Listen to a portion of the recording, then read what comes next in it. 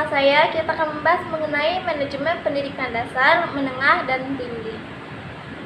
Sebelumnya kita perlu tahu dulu dong apa yang dimaksud dengan manajemen pendidikan. Jadi manajemen pendidikan adalah proses perencanaan, pengorganisasian, pelaksanaan, dan pengawasan dalam menyelenggarakan pendidikan guna mencapai tujuan pendidikan secara efektif dan efisien.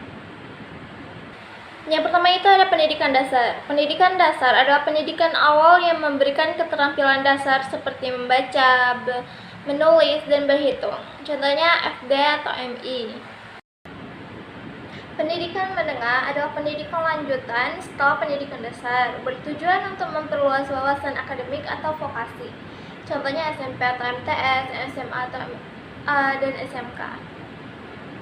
Pendidikan tinggi adalah pendidikan yang berorientasi pada keilmuan dan profesionalisme di perguruan tinggi seperti universitas, politeknik, akademi, dan institut. Selanjutnya kita akan membahas mengenai konsep manajemen pendidikan dasar, menengah, dan tinggi. Perencanaan menyusun program pendidikan sesuai kebutuhan dan kebijakan nasional. Kalau pengorganisasian itu menentukan struktur organisasi dalam institusi pendidikan. Kalau pelaksanaannya menerapkan kebijakan kurikulum dan strategi pembelajaran.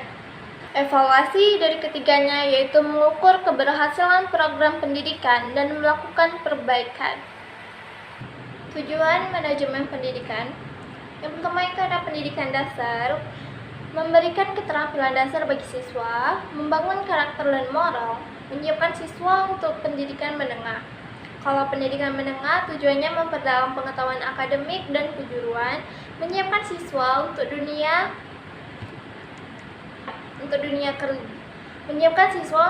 kerja atau pendidikan tinggi. Kalau yang pendidikan tinggi ini bertujuan untuk mengembangkan keilmuan dan keterampilan profesional, meningkatkan daya saing dalam dunia kerja, dan mendorong penelitian dan inovasi.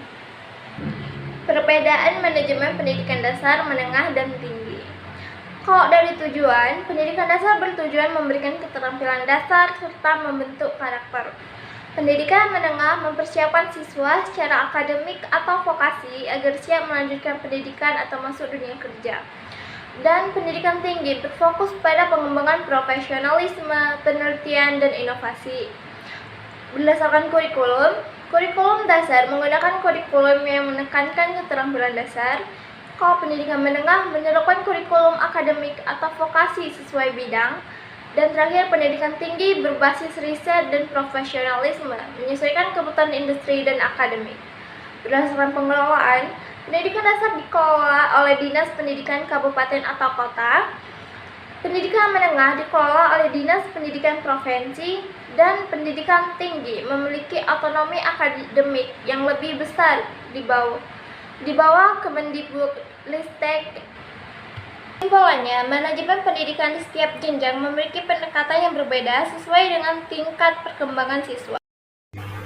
Yang kedua, pendidikan dasar dan menengah lebih banyak diatur oleh pemerintah daerah, sedangkan pendidikan tinggi memiliki otonomi lebih besar. Ketiga, peningkatan kualitas pendidikan memerlukan manajemen yang efektif dan efisien di semua jenjang.